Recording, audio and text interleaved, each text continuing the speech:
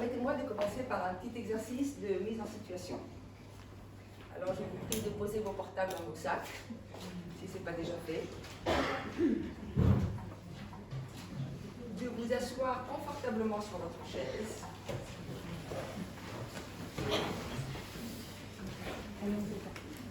Fermez doucement les yeux.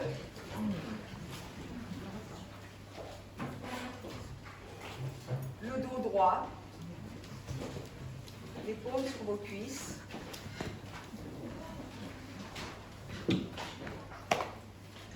Votre tête haute.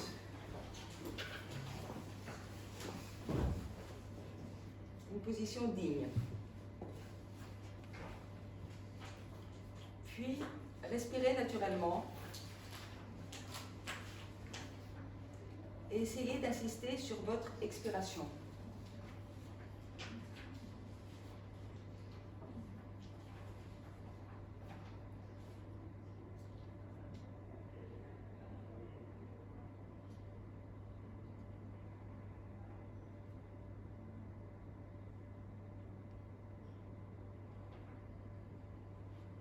Puis souvenez-vous d'un moment des jours passés où vous vous êtes senti particulièrement bien. Peut-être devant un paysage que vous avez admiré, peut-être devant un monument dans la ville que vous avez aussi admiré. Peut-être c'est un moment intime ou tendre avec votre partenaire de vie.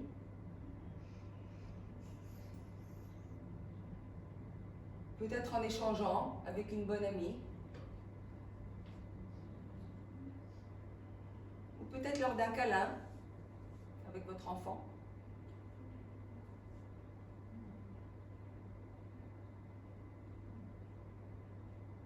Peut-être en écoutant ou en dansant sur votre musique préférée.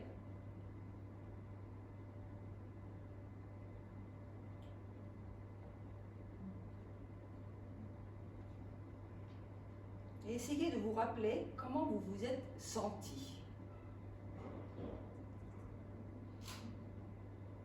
Quelles étaient les sensations physiques? Dans votre cœur, dans votre ventre, votre nombril peut-être, votre centre de votre corps, dans votre tête, aux épaules, peut-être la nuque. Et ramenez cette sensation de bien-être ici, à ce moment précis.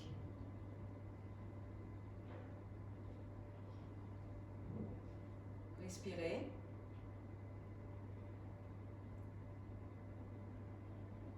Ressentez cette sensation de bien-être, de sérénité, de paisibilité, de bonheur peut-être.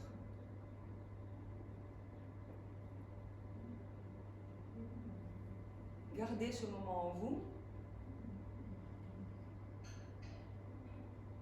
Respirez.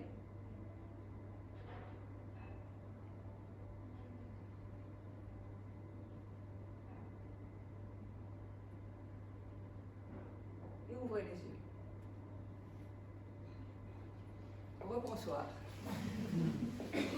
Alors tout d'abord, un grand merci à Elodie et à Valérie de m'avoir invité à introduire cette conférence sur un sujet qui me porte particulièrement à cœur et qui est devenu d'ailleurs ces dernières années ma nouvelle passion. Ma passion qui est en effet de créer un effet de vague, j'ose dire, une inspiration peut-être, à tous ceux qui veulent vivre bien et à tous ceux qui souhaitent, tout en se reconnectant avec soi-même, agir afin de vivre sainement et sereinement. Alors, dans un premier temps, je vous raconterai comment je suis venue à faire du bien-être une profession. Puis, je vous donnerai certains éléments sur la notion du bien-être, ainsi qu'un aperçu sur l'importance qu'il prend mondialement parlant. Et vers la fin de ma présentation, je vous présenterai deux outils qui, à mon avis, peuvent vous aider à mesurer et éventuellement améliorer votre sensation de bien-être dans votre vie de tous les jours.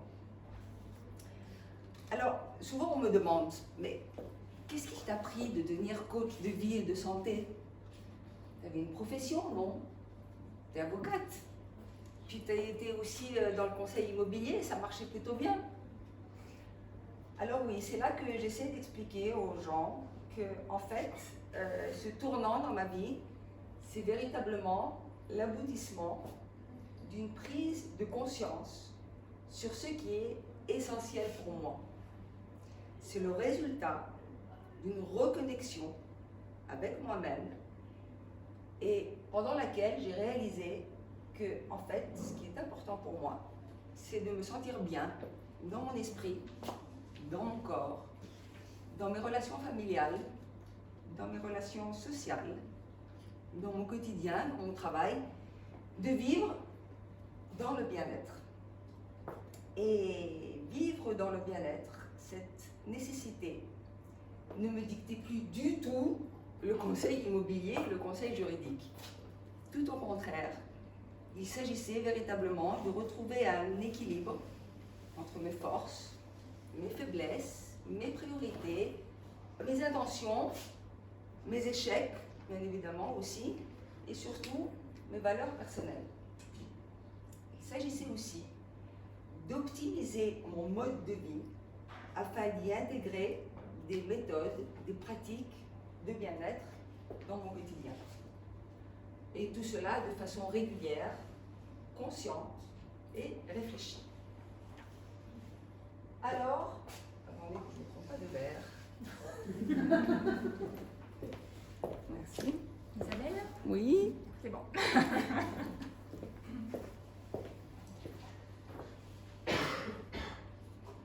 Alors à ce moment-là, j'ai commencé à m'éduquer sur toutes ces notions, parce qu'en fait, l'éducation et l'apprentissage, le learning process, comme ils disent en anglais, ça vise à avoir plus de connaissances et à enrichir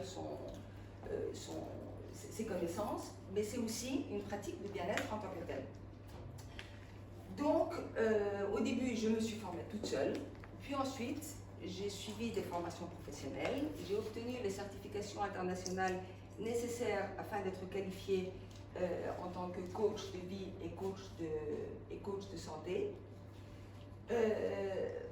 Au début, il s'agissait véritablement de mon développement personnel, mais très rapidement, quand j'ai réalisé que je réussissais à avoir un impact sur les gens autour de moi, ma famille, mes amis les plus proches, c'est là où j'ai vraiment pris conscience du fait que je voulais en faire une profession et que je voulais réussir à avoir un impact sur plus de gens, tout simplement. Et à ce moment-là, donc, je suis passée à l'action. Et tout en continuant donc à me former, j'ai ouvert mon cabinet virtuel de coaching, de santé et de vie, par le biais duquel je mène des programmes de coaching sur la base d'une méthodologie qui est devenue mon life motto, je dirais, qui se base sur le triptyque Balance, Connection, Action. Puis, étant décidé de bien jouer le jeu, j'ai monté des... Puis, étant donc bien décidé de jouer le jeu, j'ai monté des retraites de bien-être à Paros, sur l'île de Paros en Grèce. Et ensuite, toujours dans ma lancée, j'ai assez récemment fondé une société en partenariat, une société à but non lucratif, qui a son siège social à Athènes et qui s'appelle Wellbeing GR. Et chez Wellbeing GR, notre vision, c'est d'encourager et de promouvoir un réel changement de mentalité vers le bien-être social, mental et physique.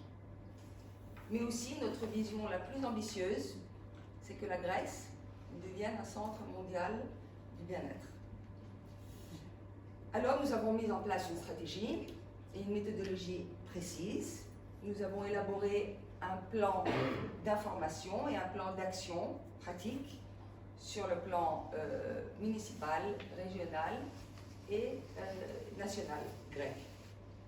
Le point culminant de tout ça, c'est un salon sur le bien-être qui devrait avoir lieu en octobre 2022 dans un monument historique à Athènes. Alors, vous me direz peut-être, mais pourquoi la Grèce ? En effet, pour celles et celles qui ne me connaissent pas, je suis moitié grecque. Donc, développer une mentalité de bien-être en Grèce, c'est évidemment quelque chose qui me tient beaucoup à cœur. Mais j'irai plus loin en disant qu'objectivement parlant, la Grèce et le bien-être se marient très très bien ensemble. La nature et le climat y sont. Les produits alimentaires et les produits naturels y sont en abondance. L'infrastructure ne fait que se développer dans ce sens-là, dans le sens de pouvoir accueillir des activités de cette sorte, mais c'est aussi la cohésion sociale, les habitudes que l'on a d'entraide, la générosité, l'empathie, je dirais même, qui sont pratiquement innées chez les Grecs et qui constituent en fait le fondement pour déclencher cette vague de bien-être dont je vous parlais tout à l'heure. Alors aussi, il ne faut pas oublier que l'esprit des philosophes est ambiant et nous aspire encore et toujours, je l'espère, vers cette direction. Car le bien-être, c'est un concept qui tire ses origines des philosophes grecs. Alors oui, Épicure parlait de démonisme. Aristote parlait d'hédonisme. Et on retrouve beaucoup chez Socrate des questions sur comment bien vivre. Ce qu'on appelle aujourd'hui communément l'art de vivre. Qu'est-ce une vie bonne? Comment faut-il la vivre? Ces questions socratiques n'utilisent peut-être pas le terme de bien-être en tant que tel, mais ce sont des questions similaires qui sont une source d'inspiration quand on parle de nos jours de bien-être. Alors selon Socrate, une vie heureuse ne peut être qu'une vie rationnelle. La santé de l'âme dépend de notre capacité à comprendre ses propres valeurs. Alors, cet examen de soi-même nous fait véritablement penser à ce qu'on appelle aujourd'hui la connexion avec soi-même. Mais la vie démonique, ce n'est pas réfléchir tout seul, perché sur un rocher, en solitude. Non, parce que l'homme est un animal politique, on réfléchit, on se connecte pour ensuite agir et vivre dans la société. Car il ne peut y avoir de vie heureuse hors de la cité. Donc on retrouve toujours cette double nécessité de se connecter, c'est-à-dire être ou being, et d'agir, c'est-à-dire faire ou doing. On retrouve le yin et le yang, l'ordre ou le chaos. Alors, bon, avec tout ça, j'ai parlé de moi, j'ai parlé des Grecs, etc., mais j'ai toujours pas dit ce qu'était le bien-être. Alors le problème, c'est que le bien-être fait véritablement, c'est un peu plus tôt. Alors le bien-être, la 10e image. Le bien-être est une notion donc qui fait l'objet de débats quant à sa définition et à son application aussi. Alors les approches sont multiples, on parle de bien-être objectif, de bien-être subjectif, de bien-être individuel, de bien-être collectif. On parle de bien-être qui est lié à la justice sociale. Chacun a sa manière de l'entendre et de l'atteindre aussi. Mais on voit véritablement l'importance que celle-ci prend quand on lit la définition de l'OMS et l'Organisation mondiale de la santé, qui définit la santé comme étant un état complet de bien-être physique, mental et social, et non pas simplement une absence de maladie ou d'infirmité. Dans la première page du site de l'Union européenne, figure comme objectif, bien évidemment, promouvoir la paix et ses valeurs, mais aussi promouvoir le bien-être de ses peuples. En 2005, l'Union européenne adopte le livre vert pour améliorer la santé mentale de la population. En 2008, une conférence européenne débouche sur le pacte européen pour la santé mentale et le bien-être, appelant à l'action les gouvernements. Et ensuite, entre 2013 et 2020, il y a un plan d'action européen sur la santé mentale qui est lancé. Alors tout ça, ça se passe chez nous, en Europe, mais beaucoup plus loin. Par exemple, en Nouvelle-Zélande, on voit la première ministre, Jacinda Ardern, qui présente pour la première fois en 98, si je me souviens bien, non, en 2018, pardon, un budget bien-être qui place donc le concept du bien-être dans le cœur des décisions publiques. Mais même avant ça, donc, en 98, on voit dans le Bhoutan, ce petit pays qui est perché quelque part dans l'Himalaya, que le PIB, le produit intérieur brut, est remplacé par le bonheur national brut. Un indice qui repose sur des critères relatifs au développement équitable, à la préservation des traditions culturelles et aussi, bien sûr, à la sauvegarde de l'environnement.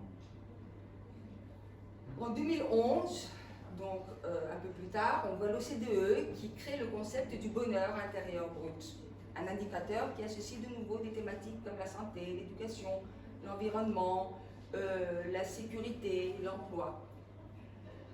Mais on réalise qu'il y a encore de quoi faire, parce que tous les pays ne développent pas le concept de la même façon. Et depuis le début, surtout de la pandémie, il y a plusieurs think tanks qui se sont créés, comme par exemple le Club de Rome et le EU for Health, qui mettent la pression sur l'Union européenne afin de focaliser sur le bien-être de l'humanité et de la planète et ne plus parler, ou de parler moins, croissance PIB. Alors ces voix, heureusement, portent leurs fruits, et en juillet 2020, en pleine pandémie, il y a le Parlement européen qui a voté une résolution plaçant donc la santé mentale et le bien-être comme un droit fondamental de l'homme et demande un plan d'action, cette fois-ci 2021-2027, donc déjà il y a un horizon plus lointain, afin que les gouvernements prennent des mesures spécifiques.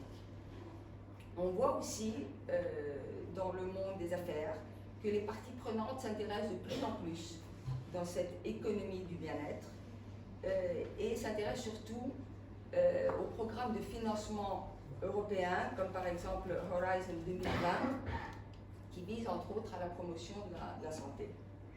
Car en effet, le bien-être est un secteur qui est en plein essor. Et récemment, il y a eu une étude qui a été publiée par le Global Wellness Institute, qui est une des institutions les plus importantes, on va dire, aux USA sur le bien-être, selon lequel l'industrie du bien-être représente presque 4 billions de dollars. C'est donc une industrie qui est vraiment en pleine croissance. Donc voilà tout cela, comment ça se présente mondialement. Mais vous me direz, et moi, qu'est-ce que je peux faire là-dedans? Moi, pour augmenter mon bien-être et pour mieux me sentir tous les jours quand je me réveille le matin, etc. Alors c'est là où on en vient donc à la troisième partie de ma présentation. Et je souhaite vous présenter donc 2 outils qui peuvent en effet vous aider à prendre conscience, à mesurer d'abord, puis ensuite à agir afin d'augmenter votre satisfaction de vie. Alors, une des découvertes les plus importantes en psychologie qui ont eu lieu les dernières années, on va dire, c'est que les individus peuvent choisir leur façon de penser. C'est ce que dit donc Martin Seligman, qui est le fondateur d'un courant de psychologie, enfin du courant de psychologie positive. Il dit aussi que l'être humain est apte à vivre son bonheur. Et que l'être humain est acteur donc de sa propre vie et peut décider comment il va penser. Enfin, dit très très brièvement, bien évidemment. Alors, Seligman a donc créé un outil, un modèle qui s'appelle PERMA, qui est un de mes modèles préférés quand je me réfère au bien-être. Et c'est un modèle donc qui nous permet de mesurer 5, on va dire, capacités. Alors, c'est le P, les émotions positives, le E, l'engagement, le R, les relations, le M qui est le sens, en français la traduction, et le A, l'accomplissement. Alors il y a aussi, vous pouvez trouver en ligne, il y a quelque part, voilà, là,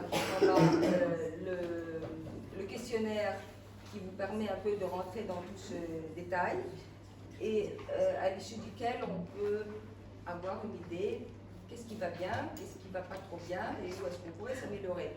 Ce sont des questions du type, dans quelle mesure est-ce que vous avez une vie qui a un sens, est-ce que vous vous sentez en majorité, enfin la plupart du temps, est-ce que vous vous sentez en bonne santé, à quel point êtes-vous satisfait de vos relations personnelles, à quelle fréquence êtes-vous joyeux, heureux, anxieux, fâché, triste, etc. Ma vie sert-elle à un but plus élevé? Donc ce sont ce genre de questions qui sont posées. Et puis il y a un deuxième outil qui s'appelle le cercle de vie, que je vous invite donc à regarder aussi parce qu'il doit être en principe imprimé avec vous. Donc le cercle de vie en fait représente les divers secteurs de la vie d'un individu en règle générale. Mais vous pouvez remplacer les secteurs et, afin que ça représente votre vie. C'est-à-dire, par exemple, si on parle de santé, health, vous pouvez le transposer en santé physique, parce que vous vous sentez plus affecté par la santé physique que par la santé mentale. Éducation, vous pouvez remplacer par développement personnel, ou bien relation par affaires familiales. Enfin, il s'agit donc de le mettre sous son... de faire en sorte que ça représente plutôt votre vie. Alors ensuite, vous placez un point sur une de ces lignes pour chaque secteur, et plus le point est près de la périphérie, plus ça voudra dire que, que vous ressentez un degré de satisfaction, on va dire, supérieur par rapport à ce secteur. Si par contre le point est vers le centre, là vous ressentez qu'il y a quelque chose qui cloche, qui ne va pas. Alors ce qui est important de savoir, c'est que cet exercice permet de représenter comment est votre vie maintenant. Donc il ne s'agit pas du tout de juger ce que vous avez fait dans le passé. Il ne s'agit pas non plus de réfléchir à ce que vous voulez faire dans le futur. Ça montre votre vie là où vous en êtes maintenant. Parce que le cercle de vie est souvent comparé à une roue d'un camion ou d'une voiture. Plus la roue est ronde et ressemble à un cercle, plus la voiture ira loin et risque pas un accident. De la même façon, plus notre cercle de vie ressemble à un cercle, plus on se sent harmonieux et on ne se sent pas bloqué. Donc il y a de nouveau des questions aussi qu'on peut se poser. Alors là, j'aurais voulu le faire de façon interactive, mais ce n'est pas possible, bien évidemment. Alors par exemple, est-ce que vous trouvez des surprises dans votre cercle de vie? Est-ce que le cercle de vie représente l'image que vous avez de votre vie? Comment est-ce que vous ressentez le succès dans un ou dans l'autre secteur. Que veut dire succès pour vous? Alors pour une personne, par exemple, dans la santé, succès, ça peut vouloir dire faire 3 heures de sport par jour. Pour une autre personne, ça peut vouloir dire fumer 3 cigarettes au lieu d'en fumer 30.